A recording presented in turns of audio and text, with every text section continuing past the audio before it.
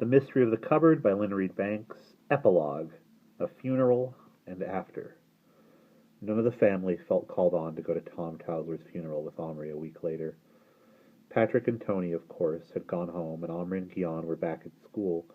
Omri's mother had never met Tom, and his father, who might have gone simply out of respect, was being intensely busy doing it himself around the house, and at the last minute said, "Could you do the honors by yourself, Omri? I'm just getting into this now, and it would mean putting on a suit." Omri's dad owned only one suit that had been going for 10 years, and he only wore it for weddings and funerals, which he grandly called state functions. So Omri took the morning off from school and put on a suit himself, well, a pair of school trousers and a jacket and a tie anyway, and cycled carefully to the village church. He purposely got there half an hour early. He wasn't so eager for the funeral, who is? But there was something he did want to do, and that was to find Jenny's grave. Wandering around the churchyard, he tried to imagine where he would have put it if he'd been Tom, and he guessed somewhere quiet and private, and headed into the corners. Two yielded nothing, but in the angle of a third, protected by a scraggly hedge, he found it. It was beautiful and perfect, a work of love. The grave was 6 inches long, a neat oval mound covered, not with grass, but with a sweet-scented plant, with tiny bright green leaves that Omri later found out was called chamomile. There was a border of small, flat white stones all around it, to discourage the grass from overgrowing it too soon. The grass around it had been cut very short, perhaps with scissors, though it was growing out now. The cross was small to match the grave, but beautifully made of polished wood. It had a tiny plaque about an inch square, made of a piece of brass, simply engraved, "Jenny, R.I.P." Omri had no views about the hereafter. He didn't really think there was one, but a strange hope came to him as he crouched by the grave. He hoped that Tom had believed in one where time and size didn't matter, and people who loved each other would come together. "On my way, Jen." "Yes," Omri thought as he stood up and walked back to the front of the church. Tom believed that he was going to find her. After that, Omri didn't feel too sad at the funeral itself. But Peggy was in a bad way. She was sitting in the pew just in front of him. There were a lot of people in the church, including 2 of their own Thatchers, who nodded solemnly to Omri when they saw him, wearing dark clothes and a navy blue headscarf over her head. She was crying all the way through the service. Omri felt really sorry for her, and after it was all over, he steeled himself to go up to her in the church porch where she was standing near the vicar, accepting people's condolences. When she saw him, she grabbed him and gave him something like a hug. "Thanks for coming," she whispered in his ear. "I got something he'd have wanted you to have. All them little plastic toys he kept so nice, his collection. You was the last one he talked to. Never woke up again after that." The memory seemed to affect her unbearably, and she burst into tears again and clutched Omri to her. Feeling himself clasped in her arms, Omri moved a bit to free himself politely. By accident, he brushed against the side of her head. The navy headscarf slipped, and he found himself staring at an aquamarine drop earring. He cycled home in an unusual mood of philosophical acceptance. Since he'd failed to find the earrings in the cash box, he'd assumed Jessica Charlotte had sold them or hidden them somewhere. It never occurred to him that she had given them to Tom as thanks for what he did for her at the end. Well, so much for his hopes of handing them to his mother. He wondered if Peggy knew how valuable they were. Almost certainly not. Tom had called them a trifle. Omri felt sad, a bit frustrated, but, well, there it was. He asked himself if he would have traded the earrings for the sight of Jessica Charlotte singing, the chance of actually meeting her, the relief of knowing that he had not interfered, or rather that the interference he'd intended hadn't changed anything, his gratitude to Patrick for being so unexpectedly sensible. He decided he wouldn't. Those things were more important than earrings. He felt sorry. His mother wouldn't have them, though. But then, when he thought about it, he decided she'd have looked funny in them.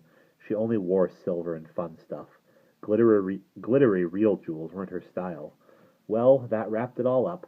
And speaking of wrapping up, he made up his mind that as soon as he got home, he'd wrap up the cupboard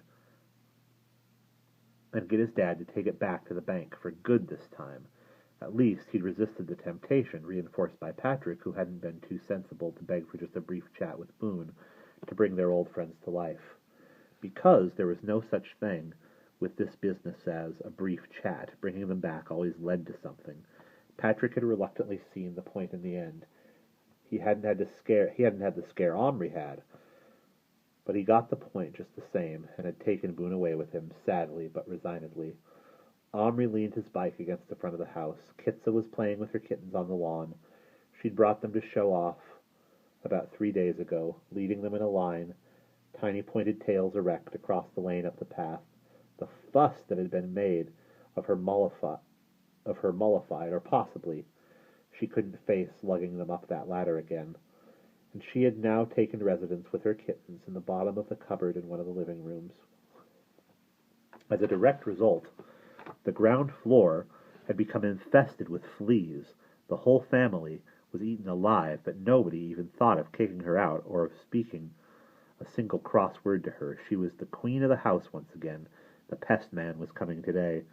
Kitsa graciously allowed Omri to give her an admiring caress, and even, briefly, to pick up one of the kittens to stroke. Then she put her front paws against his leg and administered a Kitsa hint by sticking all 10 claws into him. He laughed, put the kitten down, and went into the house. "How was the funeral?" his mother called from the kitchen. "Okay," said Omri. "Surprise for you," she said. "Go and look in your bedroom and see what Dad's been doing." The first thing he noticed was that there were bolts on the inside of both doors of his room. "Oh, great, Dad, thanks," he yelled, though there was no sign of his father now. Then he looked around again, and the blood congealed in his veins. There was a series of properly fitted shelves at shoulder height on the wall. Prominently placed on one of them stood the cupboard, with the key in the lock. Omri's arrangement of bricks and planks had gone. He felt his legs buckle, and his face turn icy cold. He turned and stumbled out of the room and downstairs. He stood there at the bottom. He was afraid to his marrow, afraid to confront his father, afraid to ask. His mother came past, paused, seeing him so still. "Anything wrong, love? Don't you like the shelves?" He had to cough before he could speak. Where did Dad put the bricks and stuff that were up there? He was going to bash them up to make hardcore for a patio. Omri didn't listen anymore. He couldn't run. He felt too unsteady, so he walked slowly and deliberately down the path. Through the gate, across the lane, he found his father sitting in his studio. He wasn't working or painting. He wasn't doing anything, just sitting and staring out the window. "Dad?" He expected his father to turn to him, the face people show when they expect to be thankful for something nice they'd done. But he didn't look like that at all. He too looked as if he had had a shock. Omri knew at once that something fundamental had happened, a quantum leap. "Dad? Where are they?" It seemed to take all his courage to frame the question. "I put them where I thought they belonged," said his father in an odd voice. They stared at each other for what seemed like a long time. "Where? In the cupboard, of course," his father said. "Isn't that where you put them?" Another long silence, then Omri forced himself again. You didn't lock them in?" "Yes," said his father, "I locked them in." Omri gave a gasp. "Then they're all... when?" "About 20 minutes ago." Omri turned to run. His father's voice stopped him. "I heard them." "What?" "I heard them in there. I heard their voices."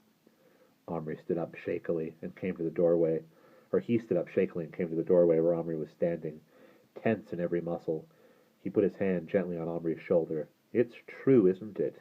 he said in a voice someone who only wants to be reassured that the world is still the world he woke up in the morning. "Your story, it was all true." Omri suddenly threw himself into his father's arms. Something long held in seemed to burst inside him. His father held him tightly, then held him away. "Go on," he said. "Ask." There was only one question that mattered. "Have you told anyone?" "Not a living soul, and furthermore, I am never going to." Omri closed his eyes, then he leaned forward, pressed his face once again against his father's shoulder, and turned and ran. Safe, really safe. Now in his room, he slammed the bolts and flung himself at the cupboard. He could hear them now, Matron's voice, high-pitched, inquiring, Little Bear answering in grunting tones, Fickets barking orders. Only Bright Stars didn't seem to be talking, but there was a sudden wail as a baby started to cry. Mingled with it the shrill whinny of a horse. 20 minutes they'd been in there in the dark. 20 minutes! With infinite care, controlling his rampaging excitement, Omri lifted the cupboard down and put it on his table. Then he turned the key and opened the door.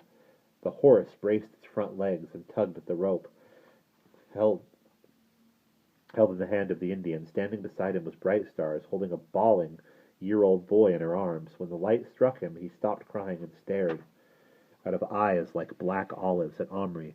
His fat round cheeks were streaked with tears, and his black hair stood up on end. Fickets wore a sergeant major's stripes and had put on weight. He was red in the face, and his cap was on the ground. It appeared to have been jumped up and down on. Matron's cap was well and truly on her head. It had reached new heights of importance, and her face matched it. She looked as if she were just dying to give whoever was responsible the telling off of all time. But it was at Little Bear that Omri principally looked. He looked much as he had when Omri had first seen him, bare-chested, with knife in hand. He stood, legs apart, looking ferocious and baffled. But when he saw Omri, his face changed. It seemed to ignite. "Hey, Little Bear," Omri said. "Brother!" shouted the Indian joyfully. He dropped the horse's rope and held out his hand. "This good, I have much need." "Why? What's wrong? Can I do something?" Just at that moment, there was a tap on the door. They all froze. "Omri," said his father's soft voice, "may I come in?" They all froze. Little Bear fixed Omri with a fierce grimace. He knew what an adult voice meant. Matron knew, too. Her hands flew to her mouth. Fickets sprang to attention, as if, whatever was about to happen, he was going to meet it like a true Royal Marine. It was Bright Stars who spoke in a terrified whisper. "We hide. Omri tell what to do." She had her hand over her baby's mouth, too tight. He looked as if he were about to burst. There was another gentle tap at the door. Slowly, Omri made himself relax. "It's okay, Bright Stars," he said, keeping his voice steady to reassure them. "Let Tall Bear yell if he wants to." Bright Stars tentatively removed her hand. Tall Bear's eyes bulged with rage. He drew a deep breath and gave the loudest bawl he was capable of. Little Bear had to shout to make himself heard. "Who big man voice? Who make noise on wall?" For answer, Omri went to the door, unbolted it, and stood aside. Even Tall Bear, drawing breath for another howl, fell silent as a giant among giants walked into the room. "This is my father," said Omri. His father, with a look of absolute wonder on his face, came slowly forward and then went down on his knees in front of the cupboard, bringing his face level with the little people. Bright Stars hid behind Little Bear. Tall Bear's black eyes could be seen peering in awe over his father's bare shoulder. Matron's hands instinctively went up to straighten her cap. Fickets, his face a pale shade of putty, nevertheless managed a brief convulsive salute. "Dad," said Omri, "I'd like you to meet my friends." There was a brief silence. Then his father said, "I am incredibly pleased and honored to meet you. And from now on," thought Omri, "whatever happens, and plenty will, Dad's in on it, which is bound to make things very, very complicated." But there was no room in his heart for anything but pleasure as they all gathered around to shake the giant's forefinger. And that's the end of The Mystery of the Cupboard. And I don't have the next book here with me. And the library that I go to does not have that book, which means that if you came